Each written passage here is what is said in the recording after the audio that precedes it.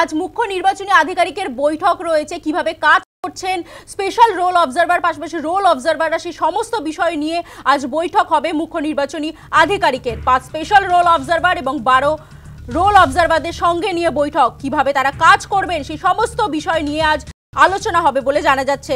Electoral observer কিভাবে কাজ করছেন আজকের বৈঠকের মূল আলোচনা সেটাই। সঙ্গে সিইও অফিস থেকে সরাসরি রয়েছেন আমাদের প্রতিনিধি প্রীতি পাত্র।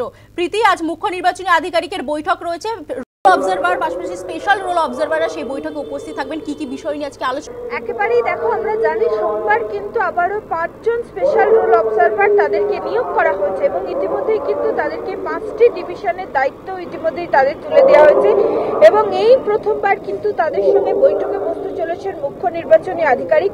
1:30টা থেকে কিন্তু বৈঠক রয়েছে আর কিছুক্ষণের মধ্যেই কিন্তু সমস্ত আধিকারিকরা তারা উপস্থিত থাকবেন, এমনটাই কিন্তু ইতিমধ্যেই জানা যাচ্ছে। এই 5 জন স্পেশাল রোল অবজারভার তারা যেমন একদিকে উপস্থিত থাকতে চলেছেন, তার পাশাপাশি এর আগে স্পেশাল রোল অবজারভার হিসেবে যাকে নিয়োগ করা হয়েছিল সুব্রত গুপ্ত, তিনি এই বৈঠকে উপস্থিত থাকছেন। তার পাশাপাশি 12 জন যে রোল অবজারভার যাদেরকে নিয়োগ করা হয়েছিল তারাও কিন্তু আজকের এই বৈঠকে উপস্থিত থাকছেন। মুখ্য নির্বাচনী আধিকারিক তিনি উপস্থিত থাকছেন এবং নির্বাচন কমিশনের উচ্চ পদস্থ আধিকারিকরা তারাও কিন্তু এই বৈঠকে উপস্থিত থাকতে চলেছে, এমনটাই সূত্রের খবর।